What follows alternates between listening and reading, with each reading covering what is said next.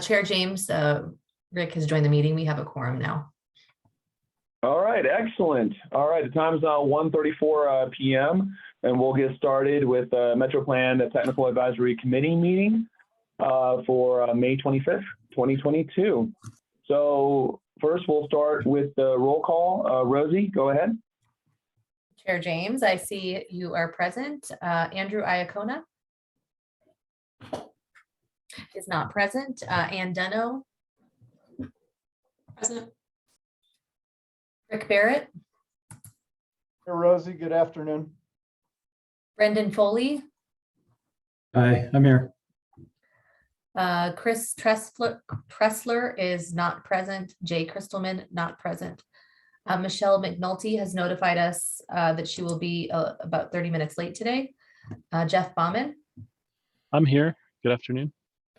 Ed Stillings is not present. And then Metro Plan staff, Jeff Miles Milebeck. Here. David Wessel. Good afternoon. Rosie Ware, present. Mandia Gonzalez. Here. And that leaves us to others in attendance. We have Myrna Bondoc. Sheree also from ADOT. And I think that concludes the roll call. All right, excellent. I appreciate it. And before we get to the public comment, I want to acknowledge with Rick, I was hearing that this could be your last TAC meeting. So let me first of all turn it over to Miles to say a few words. Go ahead, Miles. Thank you, Mr. Chairman. And Rick, knowing you as I do, I'm guessing you probably don't like being the center of attention and having people gush over you. And at the same time, I did want to take a minute, and Dave and I spoke about this, and it just feels really important based on your amazing career and term and time at the city and with the FMPO and Metro Plan. I mean, you've been with us from the beginning, from day one, and seen all kinds of changes, and understand that you're moving on from your position and retiring, and just want to wish you well. And I am going to give everybody who's in the room an opportunity to say something if they want to. If that's right with you, Mr. Chairman, I'd like to just take a minute to do that. I also recognize that this is a room of mostly technical planners and engineers, not politicians who like flowery language and love to talk. So there's no pressure on anybody. And it would probably make Rick more comfortable. The less was said, the better. Nevertheless, I'm going to say a couple of things because I've worked with you for a while in different capacities that you've been in and that I've been in. And one of the things that I have always thought, and I've been aware of, even if we were working on a project around maybe didn't always agree, or we were struggling through working and finding some solutions, I just always trusted you. I mean, I always saw you, Rick Barrett, as a man with a good heart who always wanted to do the right thing and worked hard and in fact did so. And I appreciate that very much. And I've learned a lot from you over the years, and I'm going to miss working with you. So thank you. Couldn't ask for anything more than that.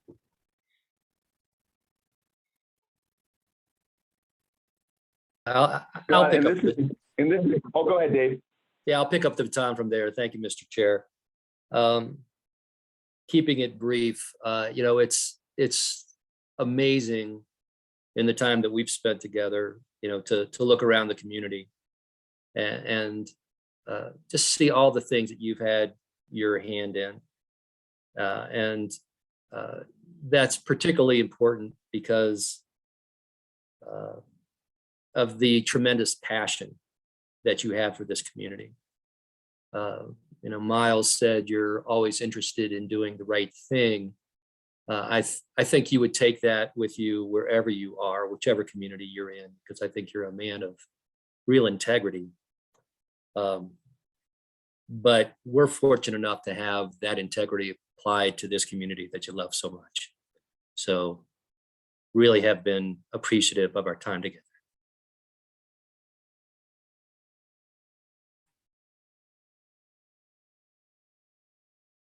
Go ahead, Ann. Mr. Chair, I'd love to jump in. Echo exactly Miles and Dave's comments, Rick. It feels like the role of city engineer is sort of a misunderstood role for those that are outside of the engineering planning world, and all of the really, the big picture things that your role that you've taken on as a city engineer, balancing between policy and that technical delivery and implementation side, and having to be the bridge between the politicals and the city management and the staff that are delivering projects. That is a tough, challenging role, and you have really done a great job. And definitely I have always appreciated your methodical, thoughtful approaches to strategizing on projects, whether it was Mountain Line with myself in projects over the last few years, or in my prior life working at Arizona Engineering when we worked with you as well. And we just really wish you, it says a lot that you've been at the city for so many years and have risen to city engineer. And I think that says a lot about your love of the community, but also your ability to work in such a great team at the city and all the changing players over the years. So kudos to that. And I hope you and Kathy are looking forward to the next steps in retirement and more time on the ski slopes or maybe on your bike. So yeah, hope to see you around town in that fashion. So thanks. Excellent. Thank you. Thank you, Ann. Anybody else for some warm, kind words for Rick?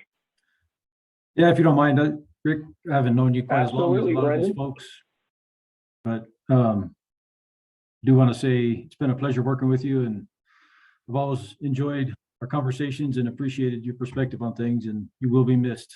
So congratulations to you, though, and I hope you enjoy your well-deserved time off.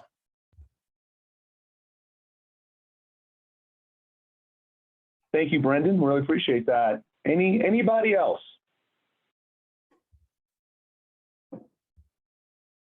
Go ahead, Jeff. Hey, I won't be as flowery and fun as the rest of you. I'll get my chance, I'm sure, over the next couple of weeks. But I did want to let people know, and we'll send an email out here shortly, that we are going to have a little going away party for Rick Thursday afternoon, June 9th, over at Fox Glen Park. And so just keep an eye out for an email, but there's your save the date notice.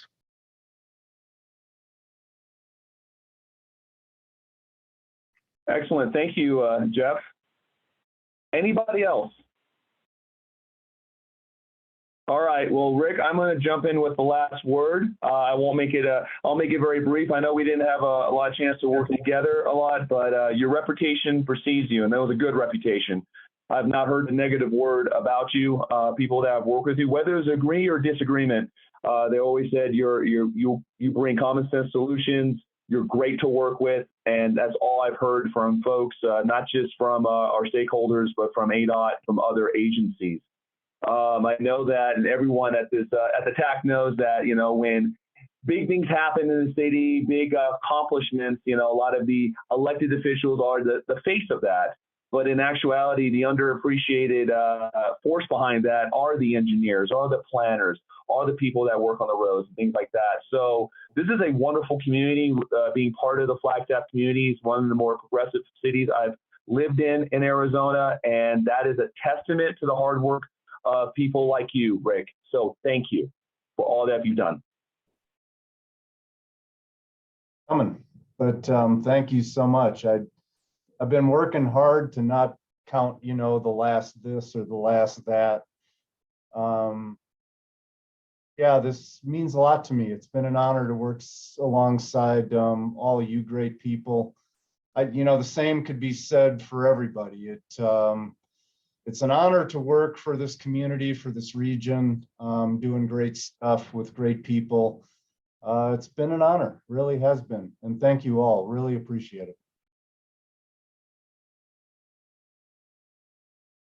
Excellent. Thank you, Rick.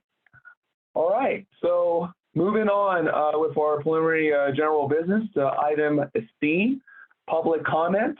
Rosie or Miles, did we receive any public comment via email, phone call, anything we need to address?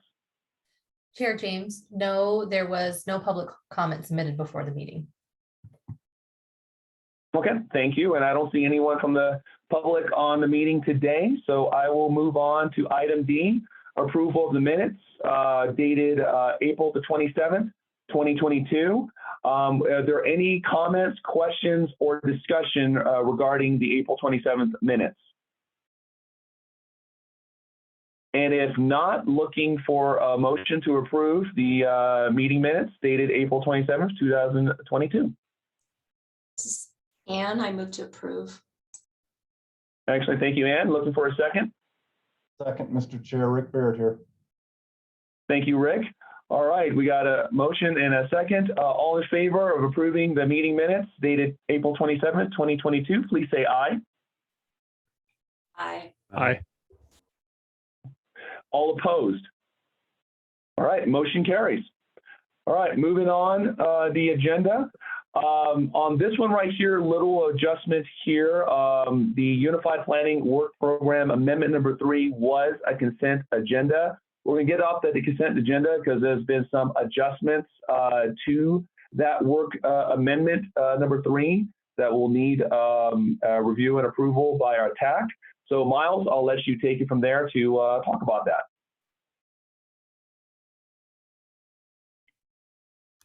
Thank you, Mr. Chair. Rosie, do you want me just to jump in with this and you can correct all my errors, or do you want to start? You can go ahead. Thank you. Okay. All right. So, Mr. Chair, members of the TAC, the UPWP is, we put it on the consent agenda to amend it.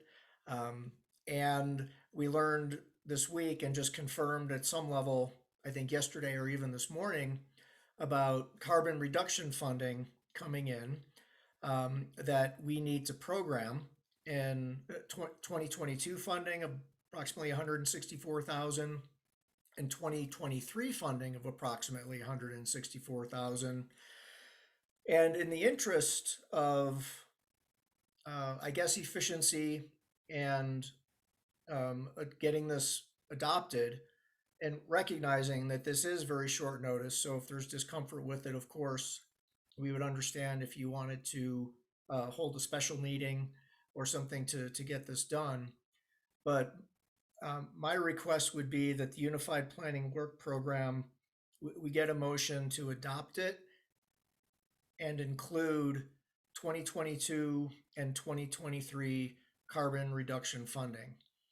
And if the carbon reduction funding can be called out in the motion, that would allow Rosie to, make the adjustments and submit this document to ADOT.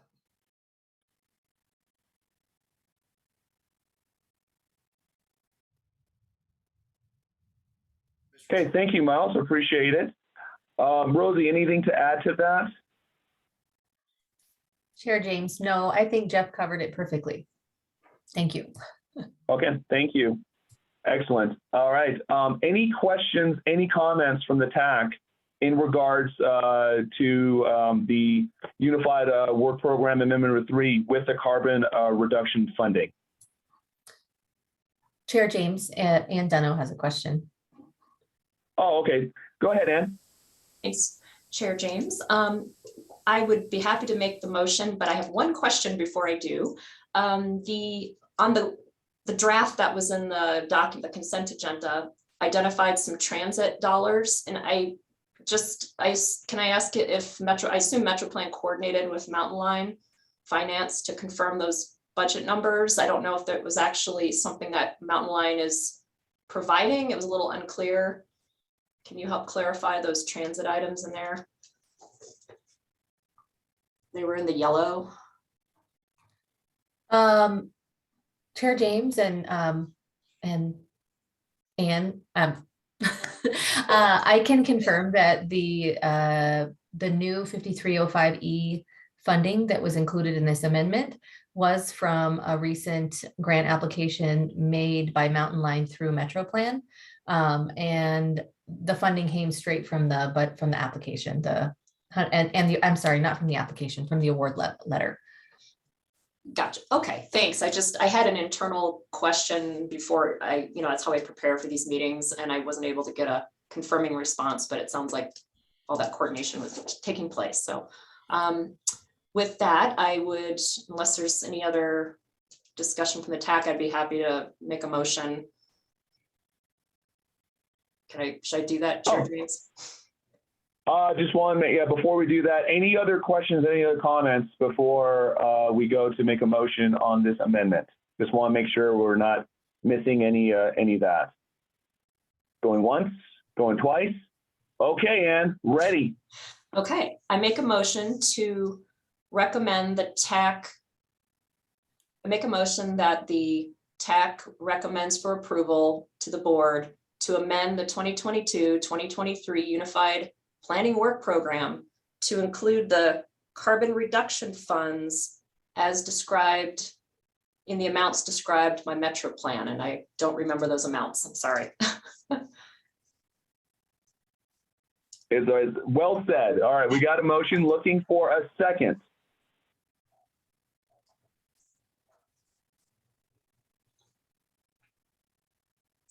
Chair, Rick Baird here, I second. Excellent, thank you. We have a motion and we have a second. All in favor of approving the Unified Work Program Amendment number 3 with the carbon reduction funding for fiscal year 23 and 2022 and 23, please say aye. Aye. Aye. Aye. Aye. All opposed? Motion carries. Thank you. All right, moving on to general business. Item A, the federal and state funding update. Miles, the floor is yours. Thank you, Mr. Chairman, members of the TAC. I have to take a deep breath here and warn you and let you know this is a big item. There is a lot that I fit in here for discussion today, and I'm going to get a running start on this and then really ask you to engage on some things near the end. So first of all, some highlights, and I shared this last month. There is still a $50 million of projects statewide, which means $2.6 million if successful to Metro Plan, specifically for the Lone Tree Corridor. And this is a project that the Rural Transportation Advocacy Council has been leading, and it is still alive, and we're actually looking for approval as a special budget appropriation out of the budget surplus still this fiscal year. And the next item is that COG and MPO, Council of Government and Metropolitan Planning Organization directors, we formed a task force to look at opportunities in the bipartisan infrastructure law. And the whole point was to come to a joint request, really not only to ADOT, but with ADOT for how funding is distributed. So I've got a lot to share on that a little bit later today. A little bit later, actually, in this agenda item. But for now, I just want to point out how accessible ADOT staff have been. Christine Ward has attended at least 3 meetings, and she's responded to my emails, of which there have been many. And Paul Patane and Greg Byers have also participated in sharing information with all the COGs and the MPO. So I really appreciate that. The next bullet refers to the same item that Ann Dunno just spoke about, the $160,000 grant that's now in the UPWP. And also, in a bit later in this presentation, Mandia will be speaking to a Safe Streets for All grant. So these bullets are really highlights, and we're going to go deeper as we go through the agenda. some considerations. I want to go back to that on April 7th at our strategic advance, we did a SWOT analysis on federal funding. And last month at this meeting, I reported out on what was revealed or identified. And that was an overall comprehensive view. What I want to share today is just to really go deep on the fact that people said staff is a strength because we have staff to we have staff who are experienced, who are committed, who are passionate, and who have a lot of skill, but also somewhat of a weakness because given the way the bipartisan infrastructure law is playing out, we don't have enough staff to write grants and then deliver on projects. And getting the grants is one thing, but then once you get the money, you obviously have to deliver. So it comes up with something I want to discuss with this group today. So I'm going to scroll down here a bit to a couple of attachments. And the first one says capacity and approach, and it should be up on your screen. And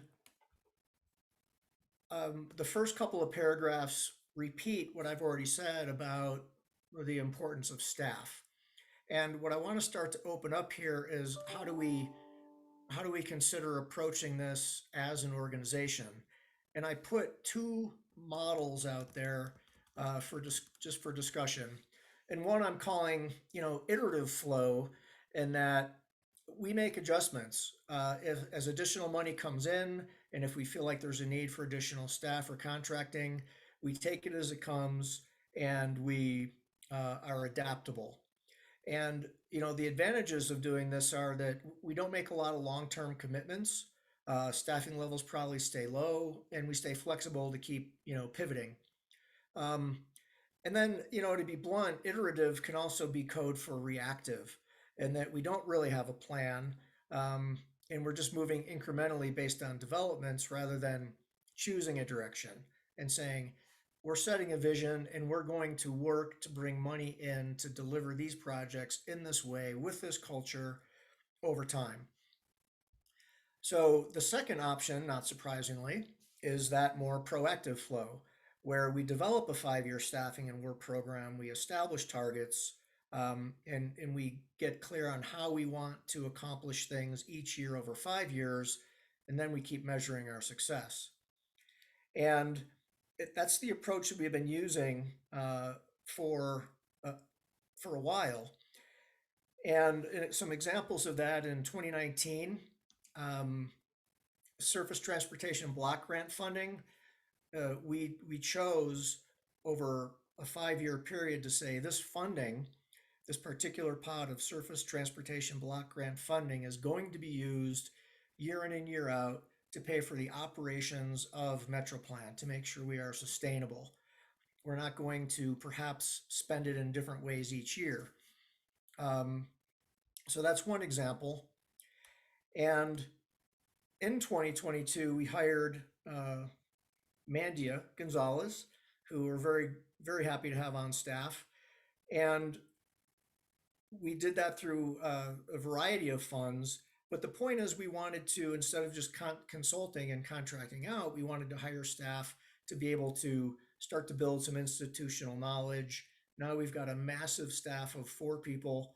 And, that's a big increase, really, and it allows us to start to build a team and build in-house expertise. And then also in fiscal year 23, we're either going to be absorbing additional work with these existing staff, or we're going to be contracting out, or we're going to be hiring more work. And it will likely could possibly be a combination of all 3. So I just want to put some guidelines out here. And if anybody, as I go through these, if you go, I really see it differently and I'd like you to consider X or Y, tell me. My perspective is that consulting works well in the right situations, but it's expensive and it's temporary. So in a situation like our Stride Forward 25-year plan, we need a lot of depth, we need a lot of expertise, we need it for a short term. We go out to bid and we bring that expertise in, and it works really well. However, it works less well when we have an ongoing project. And that really goes into item B. As a small organization, we really don't need more managers. We have management capacity, in fact, with some experienced staff. And one of the best ways to enhance our reach, perhaps in an affordable way, is to bring in some additional staff who can, come into this industry and then hopefully even stay in this community and have a 35+ year career like the person we are honoring at the beginning of this meeting. And the other point on this is just building a culture that's really based on a continuous flow of grant writing and project delivery. So here's the thing. I think it is fair to say that the bipartisan infrastructure law is a game changer. Instead of each year wondering if we were going to get additional money and working hard and generally not getting much additional money, but just trying to hold on, suddenly it's come. There are grants coming out every month, literally, and sometimes more often. And we need a cycle. We need a culture that's a cycle of we write a grant, we deliver that grant. Based on that success, we write another grant, we deliver that grant. Based on that success, and we just keep going. And that's a model that other organizations in this community have proven to be successful. So it's something that I think is that I lean towards, actually, and I consider a guideline for how we make these decisions. So ultimately, we do need to choose, and this is going to be a policy decision and a board level decision. But I wanted to get your input today. And I'm just briefly going to call up the second attachment, which goes into some more detail and lines out really the pros and the cons of in-house staff versus out-of-house staff. I feel like I've already hit some of those highlights. And at this point, Mr. Chairman, I'd just like to open it up to see if there's any discussion or opinions, and to maybe help people attach to something, because I brought up so many points. I'm particularly interested on your views in this current environment of bill, bipartisan infrastructure law, where you, as a staff person in a member agency, where do you see the value of consulting versus the value of hiring in-house staff? And do you have any preferences on what might work for Mountain Line? Metro Plan, I'm sorry. Mr. Chairman. Excellent, Miles. Thank you very much for that summary. Really, truly appreciate it. And I'll go out to the TAC for comments and questions, but I'll put in my first comment on this. Again, very well said. Again, in any type of these type of situations where you do have extra money coming into the region, anytime you can take a proactive approach is always the best. I mean, in my opinion, just my humble opinion. I know a lot of times with the nature of planning and the nature of what we do, it's hard to be proactive. We're kind of reactive all the time. And that's usually kind of a 50-50 chance of winning sometimes. So to be in a position to be proactive, I think is great. The only thing I would suggest is this, as far as if the TAC today does decide to go in a proactive approach, I would just suggest don't just look at the federal funds that are coming in. Also look at established Plan B and Plan C measures. What do I mean by that? Make sure you have other funding sources, especially if you bring on additional staff or additional consulting work to pay for this stuff. A lot of times with these federal funds, they come in, sometimes they get cut, sometimes things happen. That all of a sudden, hey, this funding that we had in fiscal year 26 all of a sudden is gone because of this big, Corona or whatever situation. So just be wary of that. I know I'm probably preaching to the choir because most of us are planners and that's their job to kind of anticipate a lot of that stuff. But that's the only suggestion I would take. But yeah, I would definitely go with a more proactive approach, if you can. So that's only my comments there. Let me open the floor to the TAC. Comments, questions?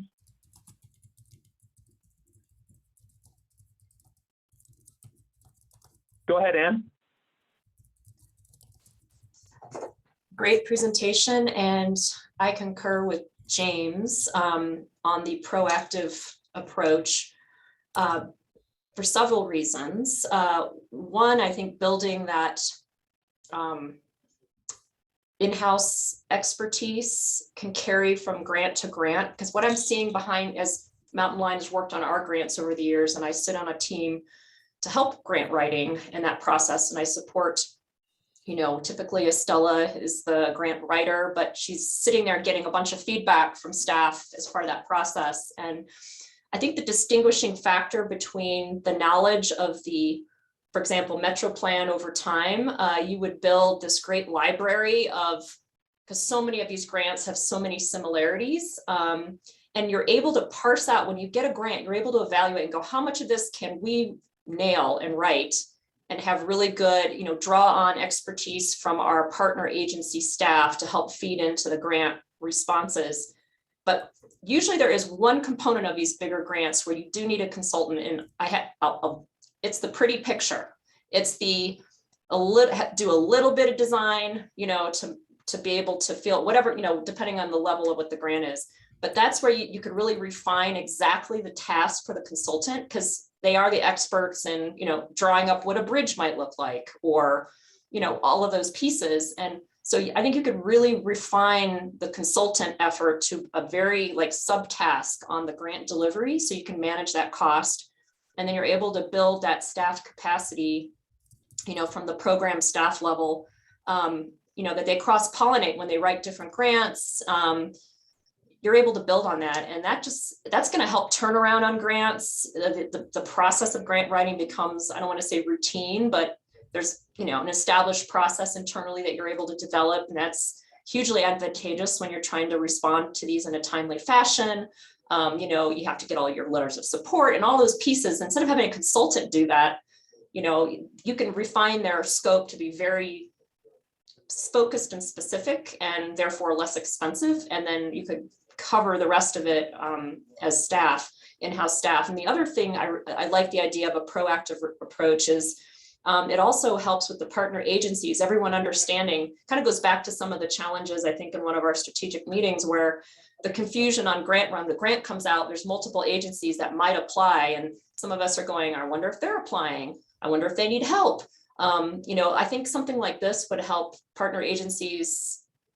I don't know, maybe that recognition of, Metro Plan, I'm assuming this is how you're pitching this, Metro Plan would have the capacity to take on the grant writing more for these big, large federal type grants in particular. So bold, yes, more in-house, less consultant.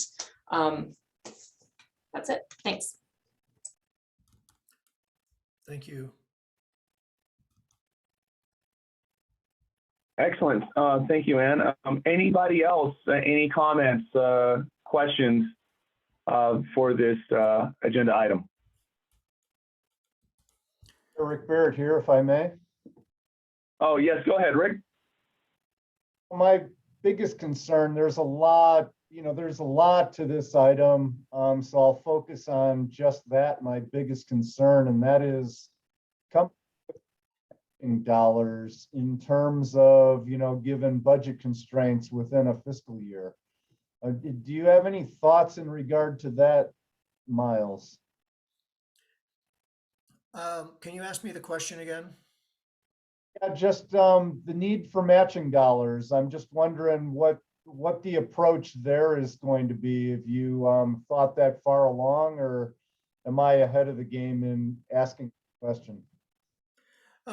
Well, I appreciate the question. It is important because Metro Plan does not have a lot of match.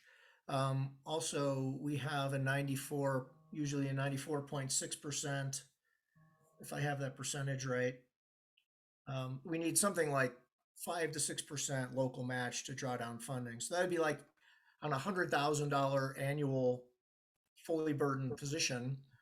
we'd be looking at needing approximately $6,000 of local match.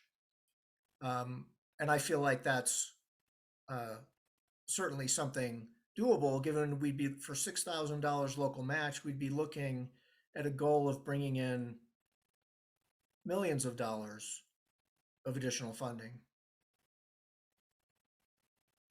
I guess I'm so much tied to the staff member, so maybe I've missed the point of this item and I might be off agenda, and apologize for that.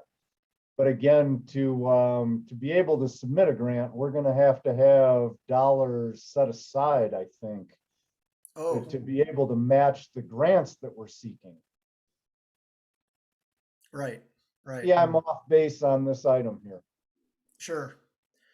Well, yeah, no, it is. I appreciate the question. I misunderstood the aspect of it you were looking for. And I think it's a great point. And what I would go to, a couple of things. If we are writing a grant, if MetroPlan writes a grant to bring in funding for the Lone Tree corridor, for example, or for bike and ped projects, or for something for the county or any member agency, I think naturally my first request would be to ask the member agency if they have the funding. And then we would write the grant. And to me, that just seems like a win-win situation. Absolutely, and I appreciate that explanation. I better understand the philosophy here. Again, I just feel like all of us jurisdictional entities need to be recognizing these opportunities are going to be coming forward. They're going to be more than we've seen in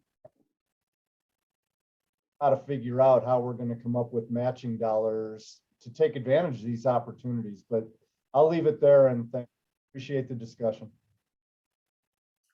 Thank you. Mr. Chairman, if I could, just another point I'd like to make. The state, the governor is considering a SMART fund, $50 million that's available as state match so that, local communities can compete for that funding to provide match to draw down federal funding. So a lot of people are aware of the point that Rick Barrett is making, and it does all have to work together. It's a great question. Excellent. No, thank you, Miles, for that. Appreciate it. And thank you, Rick, for that. Jeff, I see your hand's up. Go ahead. Thank you. Through the questions, maybe some of my questions were answered through this discussion, but Miles, you talked about kind of a new world, or kind of a new environment, and we're certainly all seeing lots of grant opportunities come in, kind of a dizzying amount. It's hard to even keep track of all the different things that are coming our way. What is there a way to describe that in numbers or magnitude? I know what we're seeing right now seems like a huge increase, but is that predictable for the future, this increased grant opportunities that we seem to be eligible for with BIL or the different opportunities, I suppose? So, Mr. Chairman and Jeff Bowman, what I'm hearing, you're asking what are actually the numbers attached to this sea change, and how much money are we talking about possibly coming into the community based on all these new funding programs? Is that your question? Yeah, not that it is, but not that specific. I'm not asking you obviously to predict what's coming into this region or the community, but just in general, the number of opportunities in years past compared to what we're seeing now, just a general, because it feels overwhelming. It feels like there's a million opportunities right now. Do you expect that to continue? Sounds like you do, but it's a little off topic, but it's related. No, I appreciate that. And I'm going to speak to one of those opportunities still in this report. However, to answer your question about how many new opportunities have come in and will they continue, I'm aware of, just off the top of my head, 7 or 8 in the past few months. And although there will also be more, those will be annual programs year after year. So we really need to get I would say, in the cycle of those programs so that we can be successful year after year. Okay, so yeah, so that did answer my question. Is it like this huge wave at the beginning? It may be, but these are annual, or they're at least now planned to be annual recurrences. So, okay, that helps me. That helps me quite a bit. And then I think from one of your answers earlier, you're saying that this staffing position you expect to be funded through grants. That was the match discussion. So that was one of my other questions. I missed where the funding was coming from, but I think you answered it. So that was what I had. Thanks. Thank you. Mr. Chairman, if I could, I'd Excellent. like to go on to another part of this topic. Absolutely. Okay, I am putting something up on the screen here. This is a rough draft, and I don't mind sharing it in a public meeting because everything is so time sensitive. And I was literally working on this last night and this morning. And at the last TAC meeting and board meeting, some of you might remember the PowerPoint presentations I've been doing on the amount of federal funding that's coming in and putting that in context between ADOT and Maricopa Association of Governments and Pima Association of Governments, and then Greater Arizona. And the point in all those slides, and I keep refining that presentation, is that there's really very little coming to Greater Arizona, $217,000 in the current proposal for all of Greater Arizona. So instead of doing a PowerPoint presentation today, I wanted to actually take you through a different, more linear approach to make an argument. And it gets pretty specific, and I think that can be helpful to illustrate really the magnitude of the funding that's out there, and then to make the case that I'm looking for. So, Mr. Chairman, my suggestion is I will go through this bullet by bullet, pause, and if anybody wants to jump in, they can. Does that work for you? Sounds good to me. Okay. So up on your screen, and this is a resolution format. Whereas Arizona will receive $224.6 million increase in federal funding in fiscal year 2022, and that's going to increase every year for the next 5 years up to $304 million. So there's well over $1 billion of additional funding coming into the state. And then whereas there are dozens of these programs, to Jeff Bowman's last point, and ADOT is responsible to consider and manage all of these programs. And then whereas, and I listed every COG and MPO in the state, because my hope is that every COG and MPO in the state will actually sign this resolution. And I wanted to make clear in this third bullet that we all recognize and respect the limitations and the challenges faced by ADOT in managing the funding streams within the bipartisan infrastructure law. It is a lot to deal with.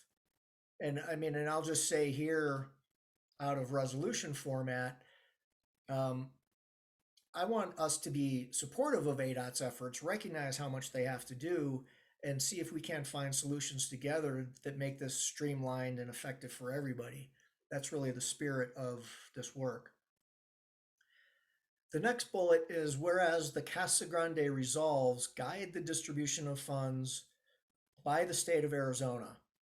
So those of you who aren't familiar with the Casa Grande resolves, they basically say, and I've heard ADOT staff refer to this as, I think, gospel or chapter and verse, law for them. They need to be sure, ADOT needs to be sure that funding is distributed in certain percentages to Greater Arizona, to MAG, and to PAG. And that's a commitment that they need to manage every day. And again, I wanted to recognize that here, to recognize some of the constraints on ADOT. But then the next bullet is whereas funding that is either directly passed through to MPOs and councils of governments, or if it's managed by ADOT on behalf of these areas, it doesn't impact the formula. So in other words, ADOT is held to distribute money to areas in certain percentages, but whether ADOT spends that money themselves in certain areas or they give it to the regions to spend in their areas, it doesn't impact the distribution percentage. It's a matter of who has authority to actually spend the funding. And as you can perhaps guess where I'm going with this, I'm asking for more funding to be distributed to the regions rather than be retained by ADOT. So I'm going to get there. So the next bullet is, whereas surface transportation block grant funding is the most flexible source of formula funds under federal law. It is, and it's become more flexible with Bill than it was in the FAST Act. And this is where I'm digging down, right? The state's going to get about $1 billion a year overall in funding, but I'm going here into STBG funding. So whereas the state will receive 208 million of STBG funding in fiscal year 2022, and then whereas this 88 million of that STBG funding is apportioned in the Federal Register for anywhere in the state. So that 88 million is what the state has per Federal Register to spend on anything, anywhere the state wants to. And then whereas 68 million of that funding is apportioned to MAG, Maricopa Association of Governments, area over 200,000 in population. And then whereas 14 million, and I'm just leading you down this logical path, right? 14 million goes to PAG. And then 12 million of the funding, and it's in the Federal Register, 12 million is apportioned to areas with populations greater than 50,000 and less than 200,000. This is new, okay? This band never existed before. So this is one of the big things that all this request is based on. And then whereas 10.3 million is apportioned in the Federal Register for populations 5,000 but less than 50, and then 13 million is apportioned in the Federal Register for areas less than 5,000. Sorry, I gotta scroll down here. I hope your eyes aren't glazing over. I know this is a lot. So there, I tried to make all the points on the amount of money and how it's apportioned within the Federal Register, and then make the point that whereas all of these organizations were formed under federal, state, and local regulation to manage transportation funding in our jurisdictions, and whereas we have the legal capacity and authority to manage the funds, and whereas ADOT has discretion to decide how STBG funds for populations under 200,000 will be passed through. So let me just say this again more in basic English. The Federal Register does say there's a total here of about 35 million for populations under 200,000. But it doesn't say X goes to Flagstaff, X goes to Yuma, X goes to Prescott.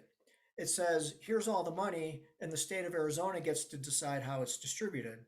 So it's totally up to the state of Arizona. They have discretion. And then I make the point, whereas the organization responsible for spending the funding does not increase or decrease the overall amount of funding spent in the region. So this is a key point. I'm not saying, and this doesn't say it's ADOT, spend more money in our regions. Basically, it's saying, let us spend the money in our regions. That's why COGS and MPOs were formed in the first place. So given the sea change, this additional $250 million a year that's coming in every year, this is an opportunity to really empower these organizations that have been created and let us do our work just like you're doing all your work. And a couple more here.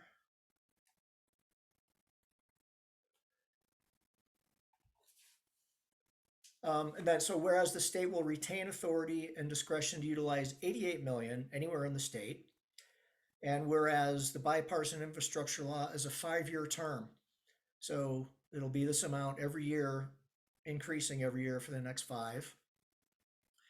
And whereas the state utilizes census formulas, and I highlighted that because I still don't know what those formulas are. I mean, that's something that I don't have a staff of demographers, so we got to figure that one out. But there are numbers that determine how the funding should be spent by population. So whereas the state utilizes formulas to distribute funds, now therefore be it resolved. So here's the ask. The undersigned organizations request essentially that 100% of STBG apportionments is published in the Federal Register to areas with populations greater than 50 and less than 200. That includes Metro Plan, be passed through to MAG, PAG, and MPOs using ADOT census formulas. And that 100% of STBG apportionments in areas greater than 5 and less than 50,000 be passed through to all those same organizations, but also COGS, okay? Because I don't want to get sidetracked, so I'm just going to finish up here and then open it for questions. And then the last point is that 100% of these funds in the Federal Register for areas less than 5,000, again, be passed through to all these COGS and MPOs in the state. So that's essentially the request. And Mr. Chairman, I'll like to open it up for questions or comments. Okay, excellent. Thank you, Miles. Appreciate that. Any comments or questions from the TAC?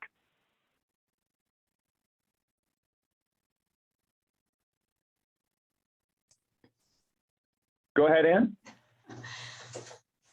I like your the presentation in this format, because I think when you were attempting to do it with the graphs, this is actually, I can see how it's flowing down to the punchline. So it was a very creative way of doing that. Plus, this is actually something that can be signed off and demonstrate a coalition and be explained to ADOT in the ask. I guess I mean, everything about it sounds like, yeah, well, it makes sense. Why not directly cut the checks to the entities that have been given the authority to plan transportation projects, the COGS and such, the MAGs and PAGs. And, you know, I'm sure there's some thought process you might be doing on strategy for where the resistance might come to this, and maybe doing some internal devil's advocate conversations might be beneficial before you're walking into those conversations with ADOT. I mean, it seems to me the most efficient way. I mean, the dollar, just like in any economy, every time it passes through one entity is a little bit sliced off. So if this is providing the maximum efficiency of the dollar use for the actual infrastructure, as opposed to being administrative levels, if you're able to demonstrate savings, it seems like that would go a long way. I can also see, though, there could be some questions about the smaller groups that don't necessarily have a MAG, like the 5,000 or less, those communities. I don't know how they typically get, if they have an ADOT contact, I don't know, use a little entity around in Yavapai County. I'm trying to think of one that's less than 5, Ash Fork, for example. Have no idea if they have someone that goes to them to say, hey, do you need some ADOT funds? I don't know how, I mean, would that mean that Ash Fork would have to become a member of a MAG or a PAG, and how would that work? I think there's some thought process there as well to think through, but yeah, it sounds like a great strategy. So thanks. Thanks, Mr. Chairman. I know you've got a couple hands up. Can I just respond to one of Ann's points there from the end? Absolutely, Miles, go ahead. And Ash Fork would be handled by NACOG. So that's how those decisions would be made. Thank you. Okay, no problem. All right, David, go first.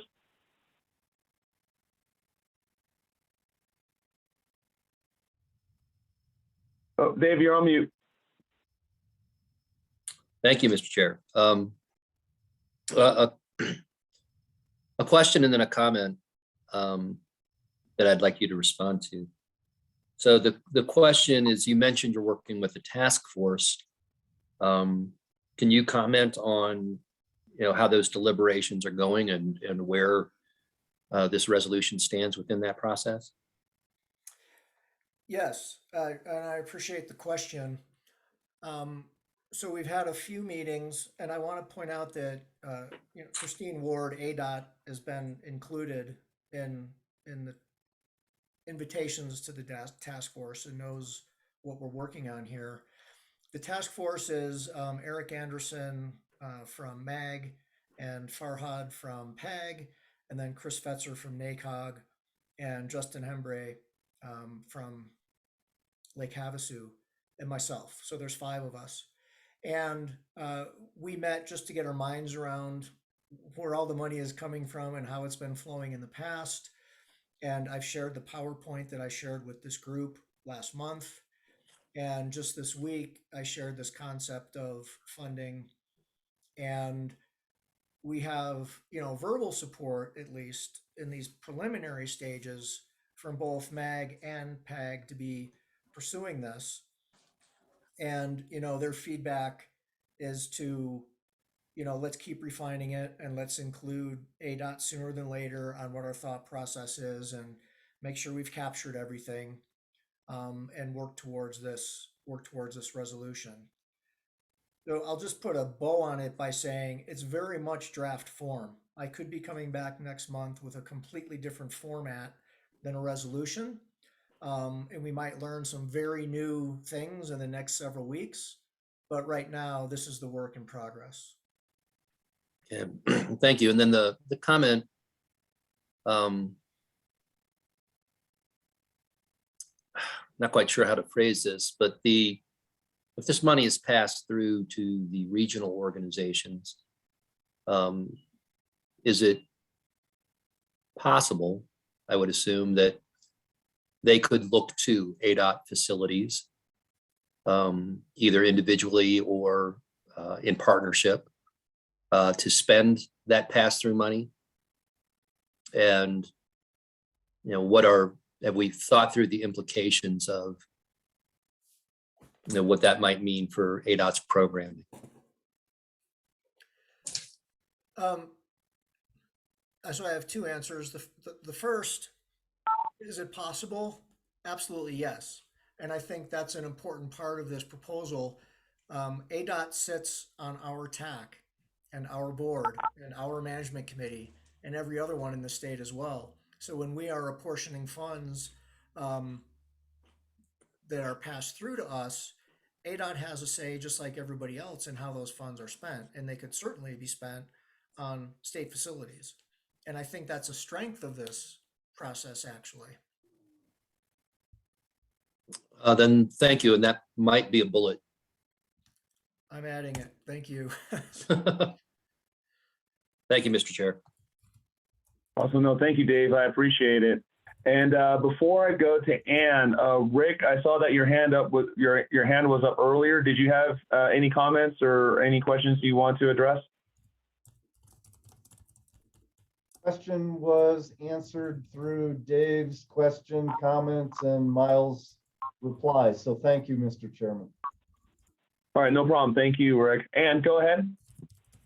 So I think the response you just gave, James or somebody, about, so this money typically, when the STBG funds, when ADOT is managing those and distributing them with the formula, that, and they're not actually being, the projects that are being determined right now are coming from ADOT's P2, are they coming through that P2P program? Maybe it's the same question that was just asked. So in other words, are these funds that are helping with pavement preservation and other things that are in the ADOT's TIP, for example, that show up in our TIP plan? And so that's, go ahead. Okay, I'm sorry, Ann. Yeah, I'll answer that question. No, different pot of money. Okay. We have a different pot of SCBG that's specific for our P2P that goes into the 5-year construction program. So this is separate. Yep. Oh, okay, thanks. So I guess No problem. definitely, I guess another key point of the value of this proposition is not only the efficiency and delivery of the use of the funds directly for construction, but also the ability of a MAG or a PAG to plan, because it'll be a regular set, a somewhat predictable set of funding, and they can build up and do bigger projects and plan those projects within their region. So it's like it would be, I don't want to say like a tax, but it's like a predictable, somewhat predictable source of funding. And then, within the Metro Plan process, the agency partners are able to say, well, there's this much money coming in, we predict the next 5 years, which projects are the priorities in the region, and you can start tackling those. So it's predictable funding. Thanks. Okay, great. Thank you, Ann. Any other comments, any other questions on this? And hearing none, give it back to you, Miles. Okay, well, thank you, Mr. Chairman and members of the TAC, for all the time you took on this one. That concludes my report. You've given me some good places to go to keep refining this. And I'm going to go back to the TAC packet and the agenda. Excellent, thank you. Moving on to item B, the Strive Forward 2045 update. Dave, the floor is yours. Thank you, Mr. Chair. So for the most part, the project is on schedule. We have been experiencing and are near resolving some issues with the regional transportation model for a future forecast, but we have those bugs worked out and are doing the refinement and should have results towards the end of this week or early next week. So that's putting us a little bit behind delivering that milestone, but I think we have ample opportunity to catch up on the overall schedule over the summer. And in one of the tasks, the equity analysis, we're actually ahead of schedule. So overall, I think we're in good shape. The bulk of our efforts continue to be in public participation and on that onward concept analysis. And we are proceeding with the development of the upward concept. And so with that, Mr. Chair, I'd like to share my screen and go through a brief PowerPoint.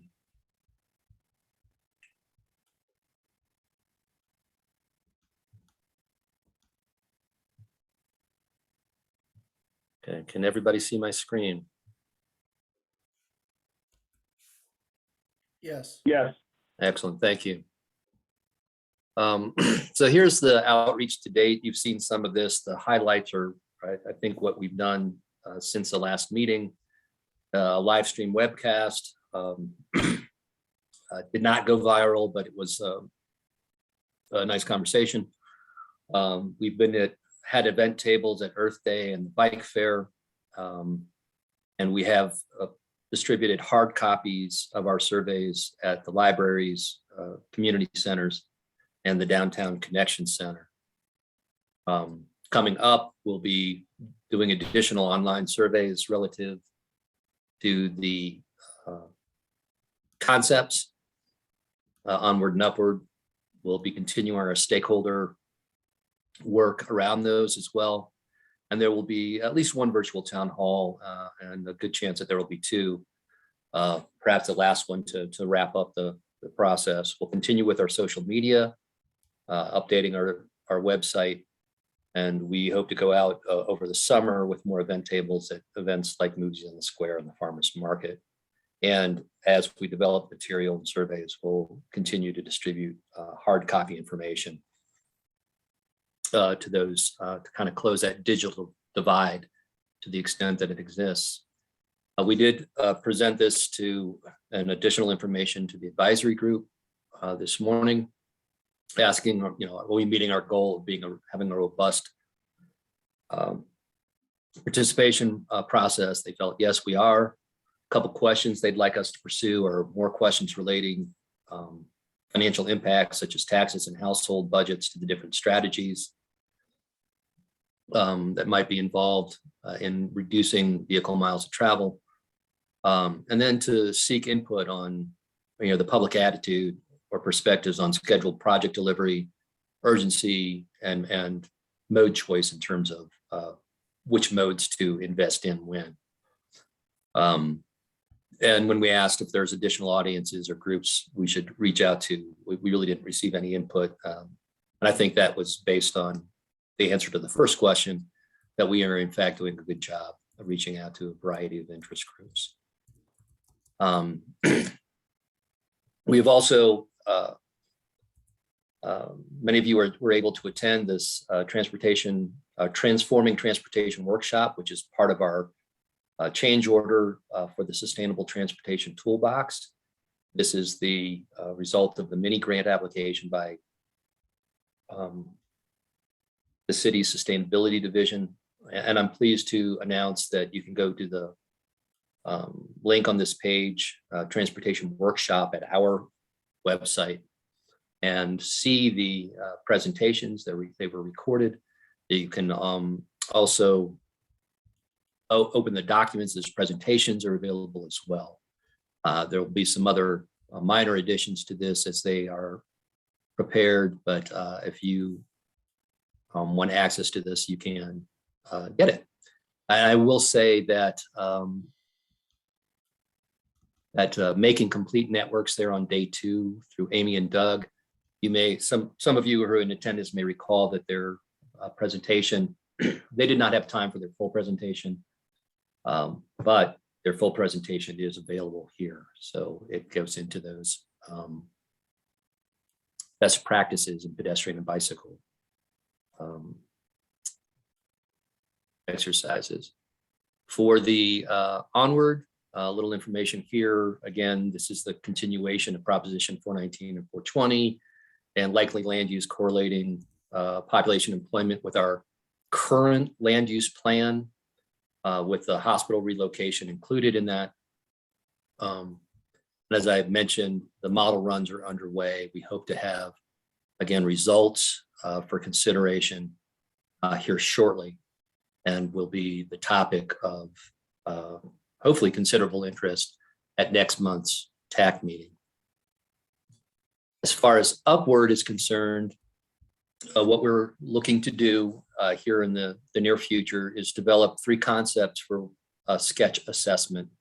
Basically, a rough arrangement of land uses and running them through the model to see their impact on VMT.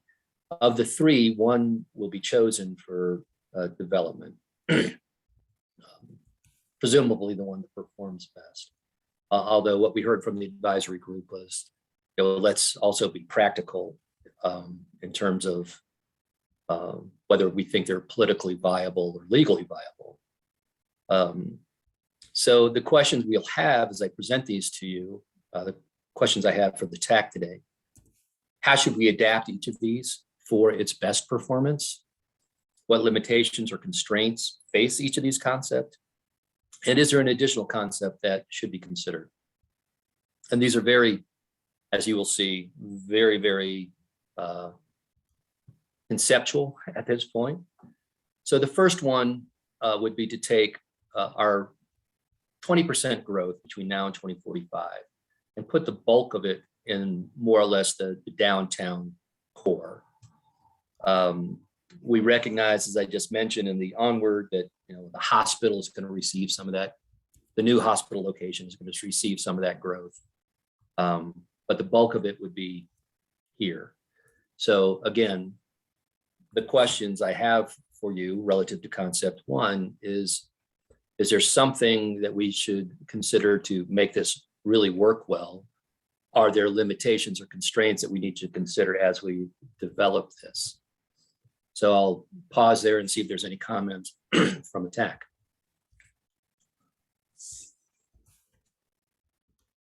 Any comments in regards to upward concept number 1?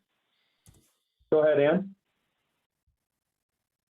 So Dave, when you say the growth, are you saying so this concept would recommend most of the transportation improvements, or this is where we want density, housing, employment? What are you The latter. actually, the latter, employment? The latter. This is where we would concentrate that 20% growth and just seeing what land use does to VMT reduction, vehicle miles travel reduction. Okay, I guess. Comparing the concepts. I guess I would say that one thing would have to go along with that is affordability. And if the new housing and employment is all down here, how does that play into whether people want to live in a dense environment? I don't know, I'm trying to, I don't know, without seeing the other concepts, it's kind of hard to have an overall reaction, but the other. Well, maybe before, I think that's a fair comment. Let me show the concepts very quickly, and then we'll come back to this one for discussion. So the 3 concepts are, again, the majority of population and employment growth would be focused here in concept 1, downtown. Concept 2, it would be split between a couple of areas, downtown and a 4th Street corridor or activity center. And then concept 3 is to, really make a corridor type development concentrating growth there. So those are the 3 concepts we have for your consideration today. And what I heard from you, Ann, was with this one, there's going to be implications for affordability. Downtown being, I'm inferring downtown being more expensive typically, and choice that, we're really going to be providing relatively few housing choices by concentrating growth this much. Is that what you're saying there? Yeah, and I guess what you're saying is the blue bubble is you're talking about densifying employment And population. and housing and Yep. where people live. Yep. Yeah, I think there's challenges with that from a economic perspective. Okay. Okay. Other thoughts on this from the TAC? I saw Rick had his hand up. Yep. Yeah. Go ahead, Rick. Did you have any comments on this?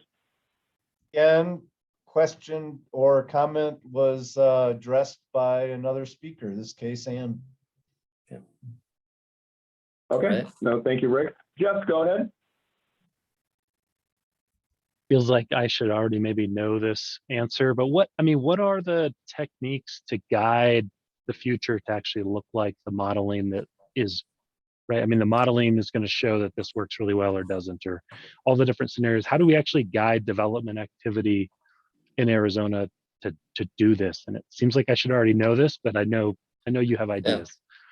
Yeah, thank you for the question. I think it's on point. So there's a couple things that are immediately available. One is as the regional plan gets developed, we can look at planned use in this area, as well as perhaps areas south of I-40, and looking at how you shift the balance in terms of what's planned. And then by extension, zoning then becomes compliant with that plan. And we do know that there's zoning protection, so there's some weaknesses there. Another avenue would be, where do you make your investments in transportation, other infrastructure and amenities to make it more attractive or practical? And I think by extension, if the onus becomes upon private development to carry the burden outside of an area like this, they may be more inclined to develop here. And then from a future perspective, depending on the political efforts that the city or others may want to make, you may need to lobby for changes to state authorizing legislation in order to affect some of these changes. You just need to recognize this. This is, again, for the upward concept, this is really informative, educational for policymakers as they step into that regional plan process. Can I follow up? Absolutely, Jeff. Yep. So is there a like a rule of thumb or a planning kind of thought on, you know, this is our idea, and it's I'm assuming when we do the modeling, it's like everything falls into place. This is perfect. I don't know if that's overstating how the modeling comes together, but you know what I mean? This is, you know, we're assuming all of these parcels change from this density to this density, and we assume this much comes in. Is there a way to put like confidence intervals on these scenarios, or maybe even we say this is, you know, the best case is 80% of this, or up to 120% of this? I guess that is kind of confidence intervals. I'm just wondering, I don't know. It feels like we've done this a couple times, and it doesn't always, obviously it doesn't always turn out the way we think it's going to turn out. And we know that it's not going to turn out the way we think it's going to turn out. Yes. Yes, we're 100% confident that it will not turn out the way we projected it. I think your point is well made. I'll explore that. You know, we don't have a lot of budget for doing numerous iterations, but we may be able to do some, and maybe some of that comes in-house in terms of, well, what happens if, you know, instead of capturing 80% of growth, we only capture 60% of growth, and it goes out elsewhere. We may be able to do some of those iterations. I'll explore that and get back to you.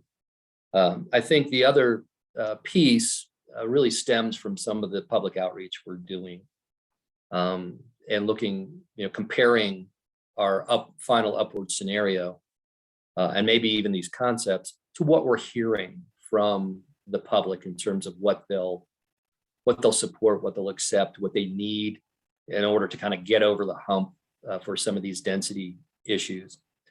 And we can provide some assessment or evaluation of the concept against those perceptions to see if they're, you know, for lack of a better word, politically viable. So that'll, it's not exactly modeling confidence intervals, but it is giving another perspective on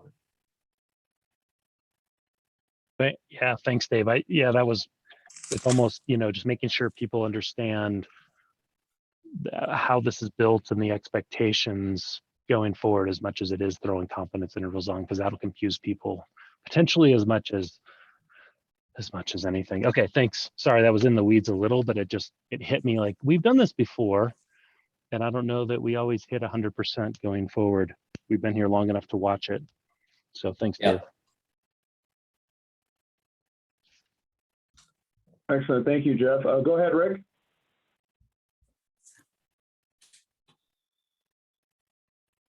Or my hand. What's the horizon on this? Is this a 20-year period, Dave? Essentially 2045. 2045. Okay, thank you. And that's an excellent point, in that you know, we don't stop growing at 2045. You know, growth is going to continue to occur, and you know, some of I think the regional plan will be really looking at that broader. I don't know if it'll be build out, but broader or longer term perspective, even than what we're taking.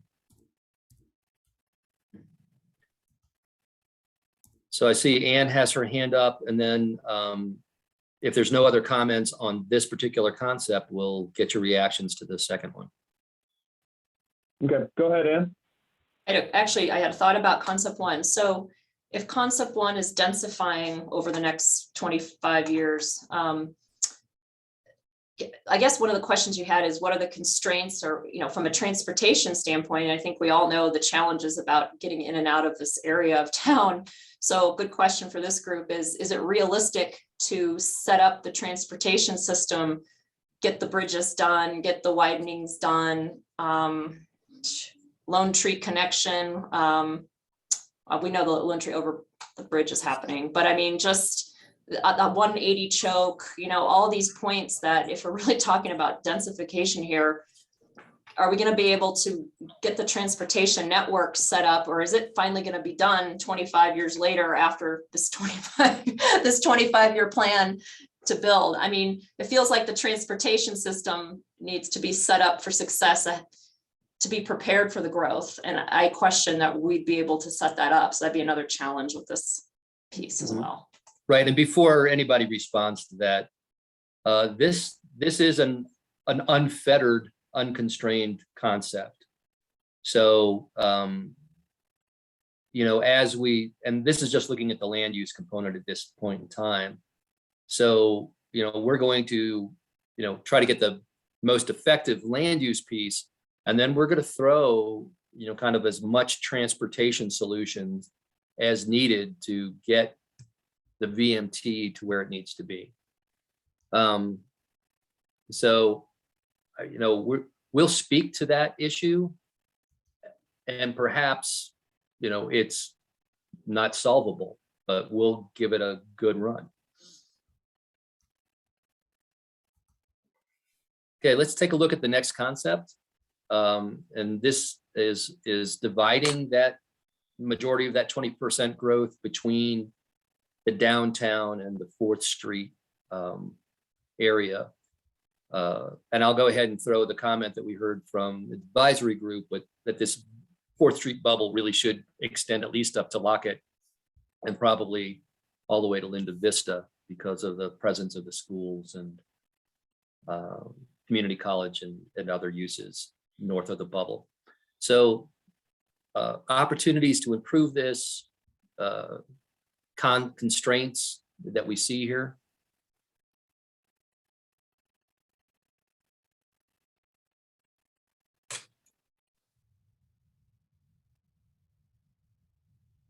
Go ahead, Ann. Okay, I guess when I see this intuitively feels better if you're, I mean, given the scale of growth, and it also would provide more opportunities, economic opportunities for this part of the community, with more employment, more housing options. Obviously, it would coincide with transportation improvements on 4th Street.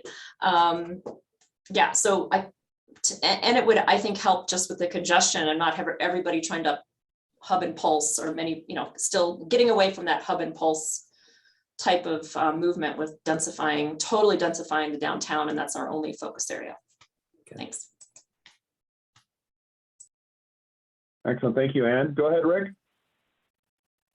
There, Dave, I just want to ask the point you made a minute ago is you enlarge the bubble to include the schools, maybe as far north as Linda Vista.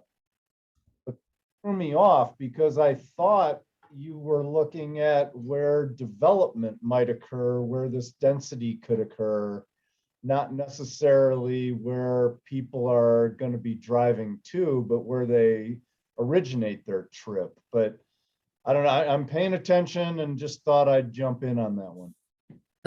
No, I appreciate that. A comment that was made at the advisory group was, you know, impacts. I mean, the potential impacts of redevelopment.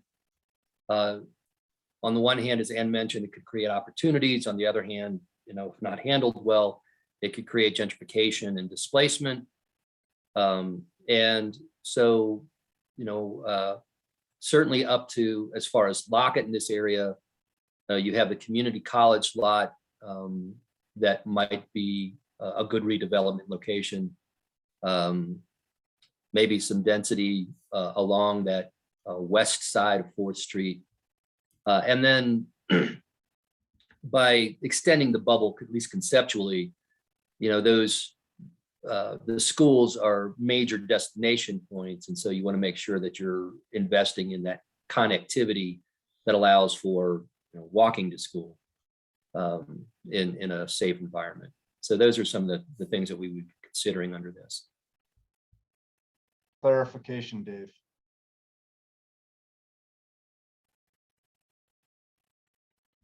Excellent, thank you. Any other comments on the concept number 2? Okay, go ahead, Dave. Thank you. So the third concept is really looking at a corridor investment, and trying to bring that growth along this corridor, being able to serve it in that linear fashion, and really finding ways to bridge figuratively and literally the railroad and 66. Of course, we've got the 4th Street overpass. We're building the Lone Tree overpass, or will be shortly. This may require additional investments. But with that in mind, what do we see that works well here? We should try to take advantage of. What are some of the constraints?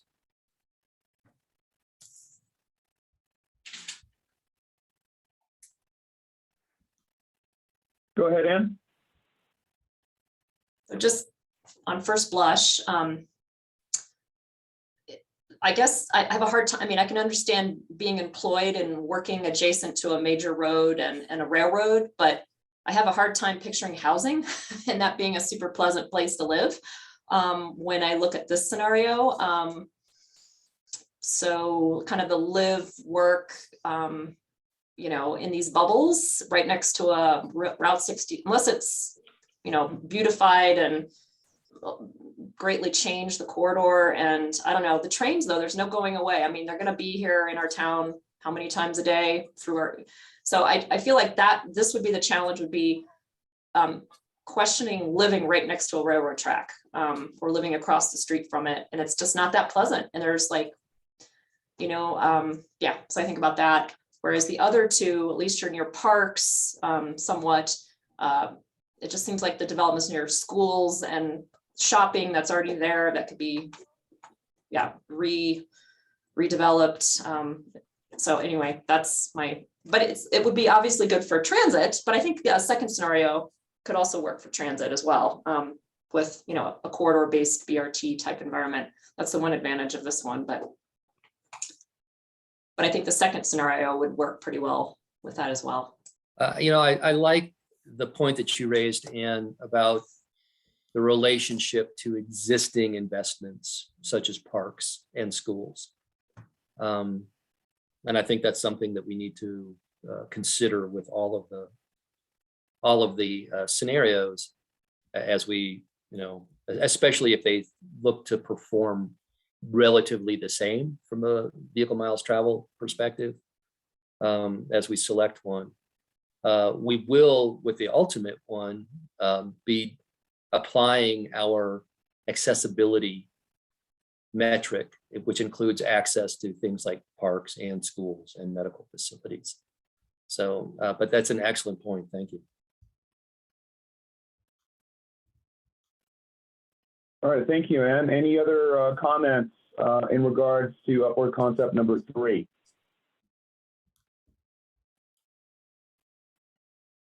Okay, hearing none. Go ahead, Dave.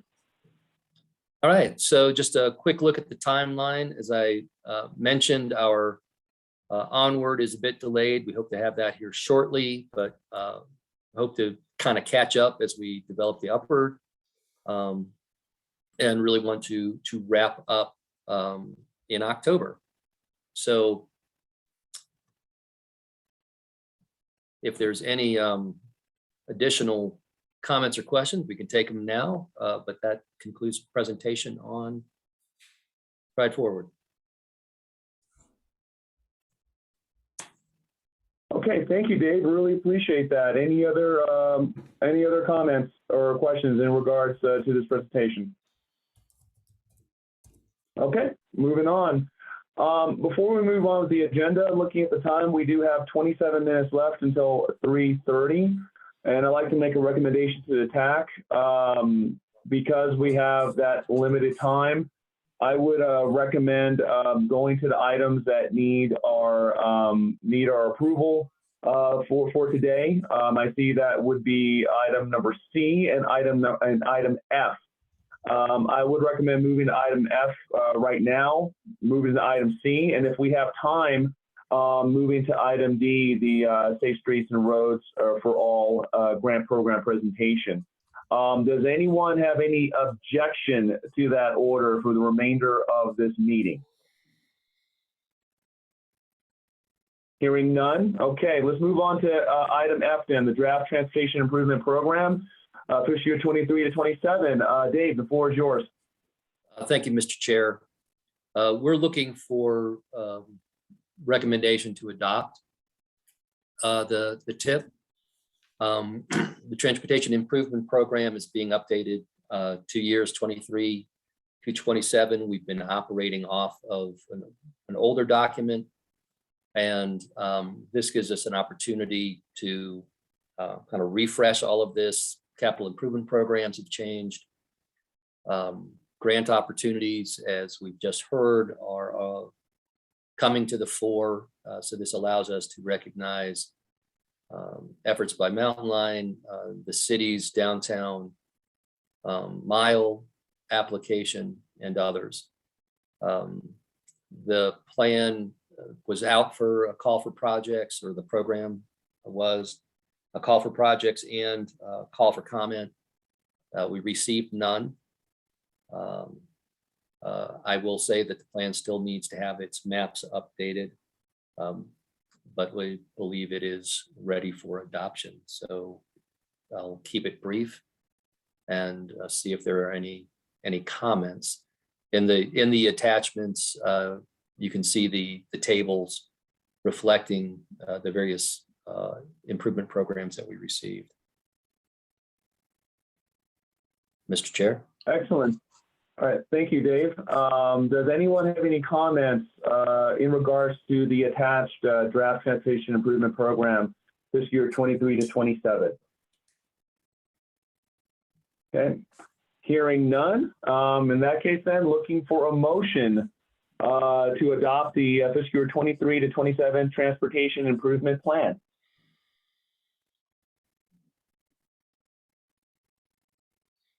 Chair Rick Baird here. I'd move to adopt the new.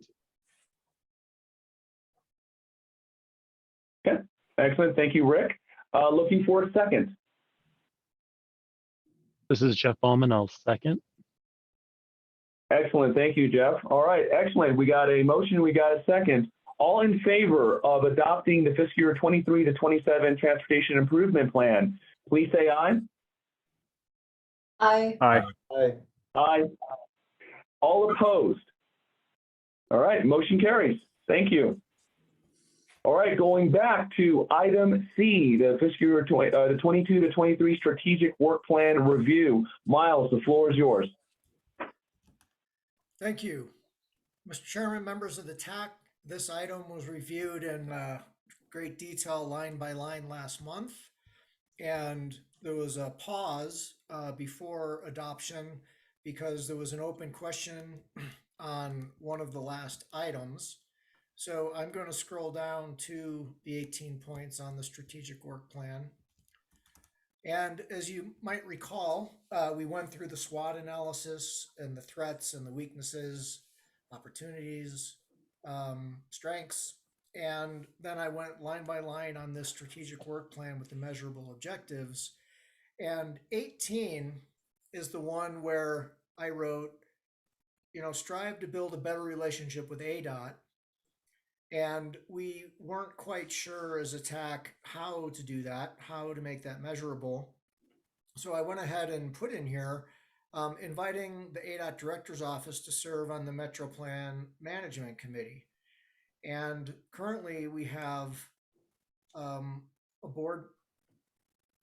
We have an ADOT board member on the executive board. So Jesse Thompson. We have obviously Brendan Foley and Jesse here, or Jason here, sorry, serving on the TAC. And then if we were to invite somebody from the director's office to serve on the management committee, then they could be involved in the policy discussions with the rest of the city manager and the county manager and the NAPTA CEO. Seems like that could be a good way to round out the relationships that we have. So that's what I added here, and certainly would love to hear feedback on that or anything else on the strategic work plan in front of you. And I would ask for adoption of this today, approval if it suits the TAC. Excellent, Miles. Thank you very much for that. The only comment I'll make is that I know we've talked in depth about this at our last TAC meeting, and I really appreciate, by the way, you adding that for item number 18 on there. I think that is a great way to collaborate even further with ADOT. So thank you, and I really appreciate that. So with that said, let me open it up to the TAC for any additional comments or questions.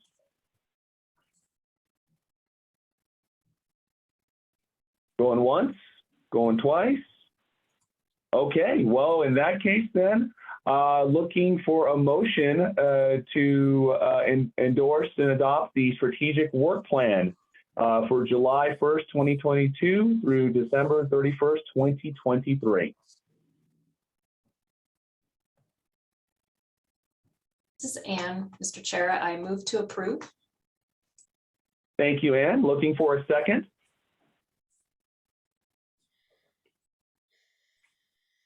This is Jeff, I'll second.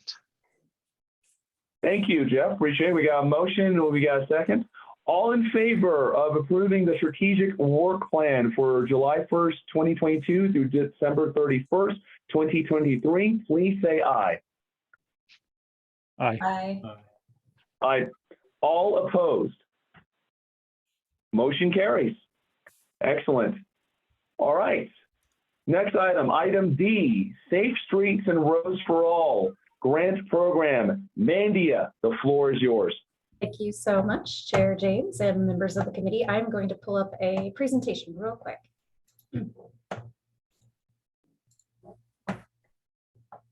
You'll see that okay?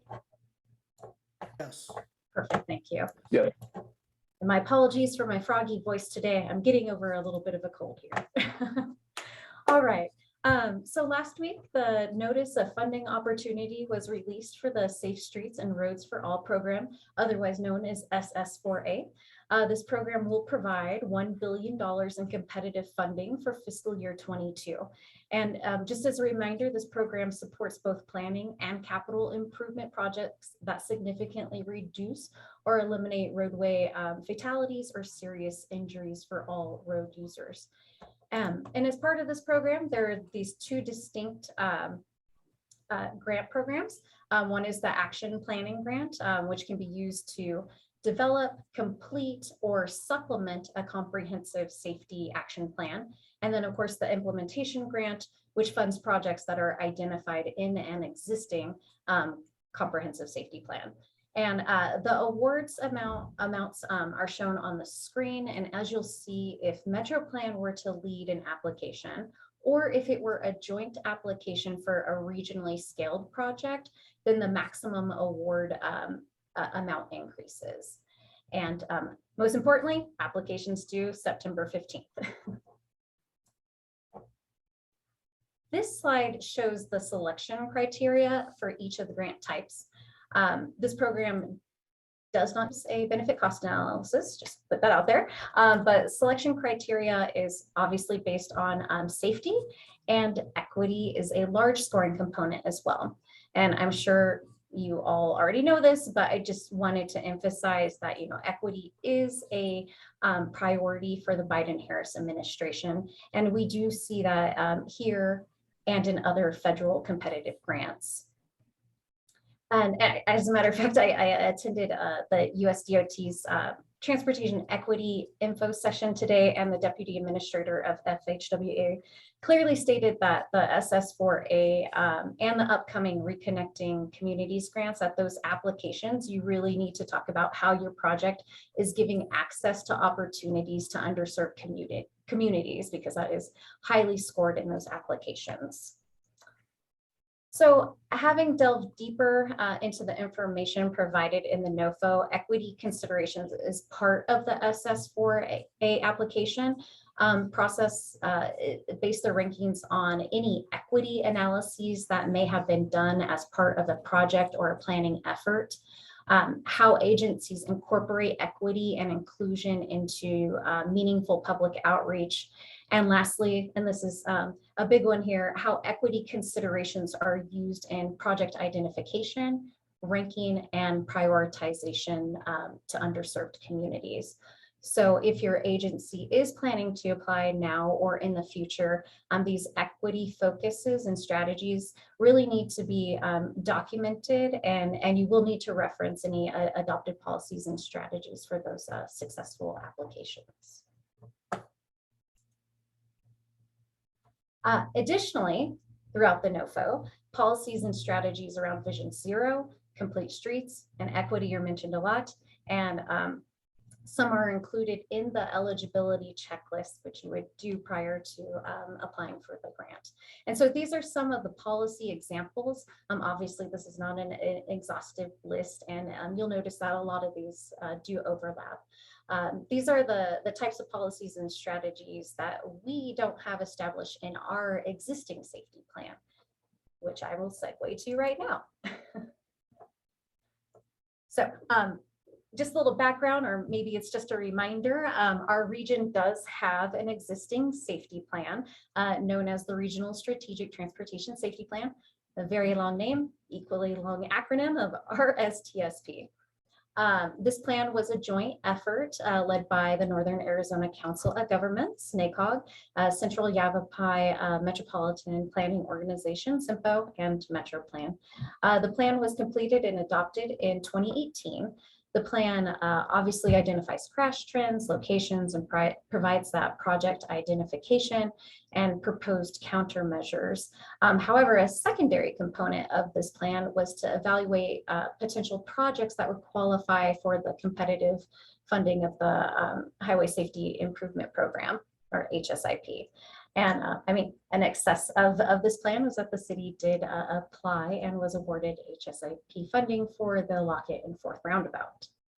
So while this plan hits on many of the requirements of a safety plan, it does not meet the standards as identified as part of the SS4A program. And this slide just gives you an overview of some of the elements that are missing within our existing document in order for it to be competitive. You may recall in our previous staff reports that MetroPlan was evaluating if we could apply for a what they call their supplemental planning grant. And this would have been a new component or a new document to support the existing RSTSP. But unfortunately, upon completing the eligibility assessment, our current plan wouldn't qualify based on the lack of those equity assessments. And we also don't have a project implementation schedule and reporting for that as well. So of course, this isn't the best news, but we do have some options to consider. And so with that, I'm going to turn it over to Dave to discuss those a bit further. Thank you, Mandia. Nice job giving that overview. So the challenge before us is twofold. One is creating a full action plan and doing that in a timely manner to meet an application for implementation next year. And the other is coordinating with an already funded update in partnership with NACOG and CYMPO of the RSTSP. And so we can proceed with updating the RSTSP and working to include all of those missing elements to its scope. The challenge is there's already a budget set, and meeting all those requirements within that budget can be challenging. We may be able to do some of that in-house and, or supplement things like public outreach to do that. And the other challenge with it is we're really looking at completing that in time for an application in the 2024 cycle. So we would miss a funding cycle. The other option is to go ahead and apply for funding for an action plan, a planning grant. And this would be parallel and somewhat redundant to the RSTSP that is, as I mentioned, already budgeted. The idea here would be to backfill in as expeditiously as possible those missing pieces, coalesce them into a single document, and focus really on bicycle and pedestrian systemic safety. There is the active transportation master plan that the city has developed, and there's also a capital improvement program associated with that we could point to meet some of those requirements, and then let the RSTSP address the additional, it's kind of off the screen there, at least my screen, address the additional modes in terms of safety improvements.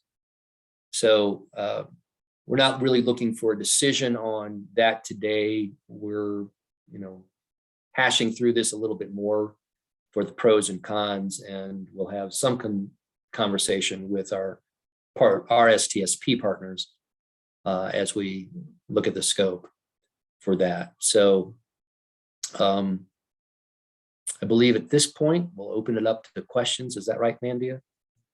Yes. Yeah. Okay, thank you, Mandia. Thank you, Dave. Really appreciate that. Go ahead, Rick. Mr. Chair, emphasis placed on equity. I wonder if that option 2 shouldn't include somewhat of a list of our how our equity or disadvantaged or underserved neighborhoods play into all this, or is that something we can do in-house? The analysis or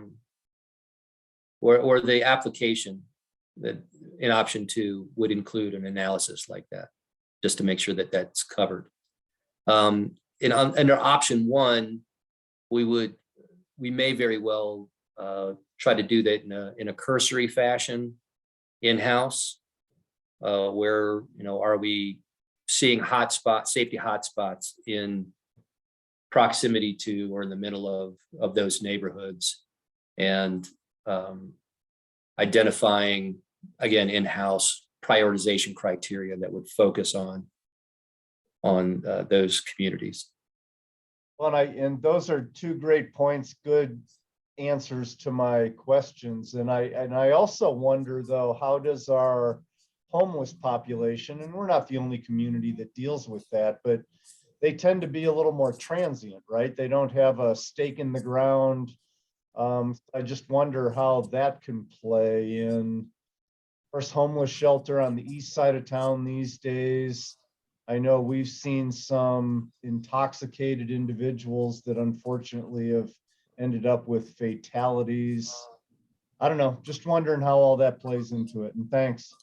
No, those are excellent points. And I think a more sensitive analysis, if you will, drills down into that level of kind of granularity and specificity.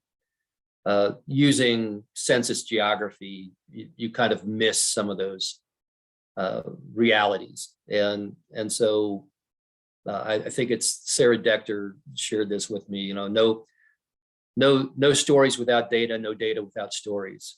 And so I think there may be an opportunity in the application to point out some of those realities that you mentioned. So thank you. Lean towards option 2 while I have the mic, Mr. Chair. Okay, thank you, Rick.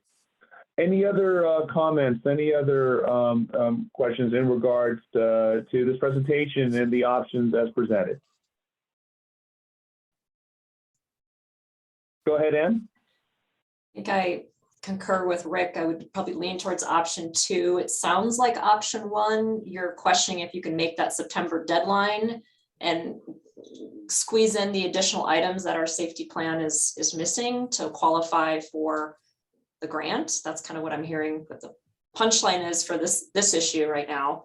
The other one, the option 2, sets you up very clearly for the future opportunities. I'm assuming SS4A will come out every year. More thoughtful approach. Plus you might, I mean, to all the comments Rick had, adding on to those, you also maybe have the opportunity. I don't know how this would play into our region, the RTP update. If there's certain things that come out of the RTP that would inform the safety action plan. I don't know, the timing of that might be beneficial as well. So, yeah, thanks. Excellent. No, thank you, Ann. Appreciate that. All right. Any other comments? Going once, going twice? Okay. Well, thank you, Mandia. Thank you, Dave, for that presentation. Really appreciate it. And I know we have 5 minutes left in our TAC. So Miles, is your choice. I know we still have item E, the downtown mile update, and then also any items from the executive director and executive board agenda review. So Miles, I leave it to you to what you want to present here in the last 5 minutes. Oh, you're on mute, Miles. Thank you. I think we can do all of it, actually. The downtown mile update. I'm going to recognize Rick Barrett and his team. And the grant was submitted, $65 million grant by Christine Cameron in cooperation with BNSF. And Rick, is there anything that you want to say about that? For the recognition, Christine did an amazing job. I would add that we did obtain a fund from BNSF Railway. So they are in fact a funding partner to the $65 million grant. That's quite amazing time I've spent working with BNSF Railway for them to have thrown $11 million into this process for us. And quite honestly, amazing. Bob Holmes and his efforts. You know, we've got a bunch of grant letters of support. Primarily, we even received a letter of support from ADOT, which there for a minute was nip and tuck. But I think as we shied away from the mega grant and focused on infra and rural, that positioned us well to get that letter from ADOT. So I wanted to throw that out there. Just thanking ADOT, of course, members of this TAC, much appreciated, and we look forward to the partnership in the future. Thank you. And Mr. Chairman, if I can, I'm just going to scroll down here. We did the tip, and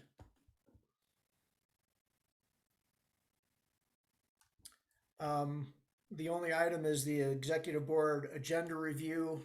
There aren't any surprises. The agenda is attached to this packet for you. We're talking to the board about most everything.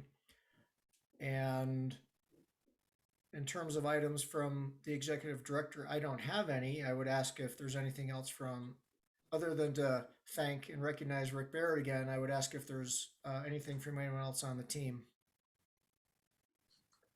Nothing from me, Mr. Chair. So, Mr. Chair, I'd put it back to you for future agenda items and closing business, if you like.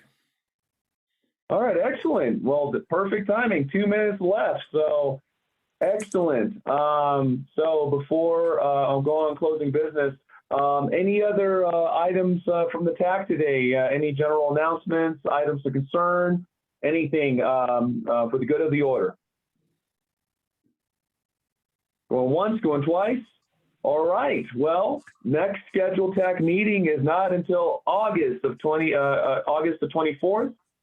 Really appreciate it. And, and again, wonderful job to the Metro Plan team for getting all these items in the 2-hour time frame that we had. So thank you very much. Really appreciating it, all of you. So thank you. And with that said, we're going to adjourn this meeting at 3:29 p.m. I give 1 minute of your time back. Thank you very much, everyone. Take care. Thank Happy you. Memorial Day, everybody.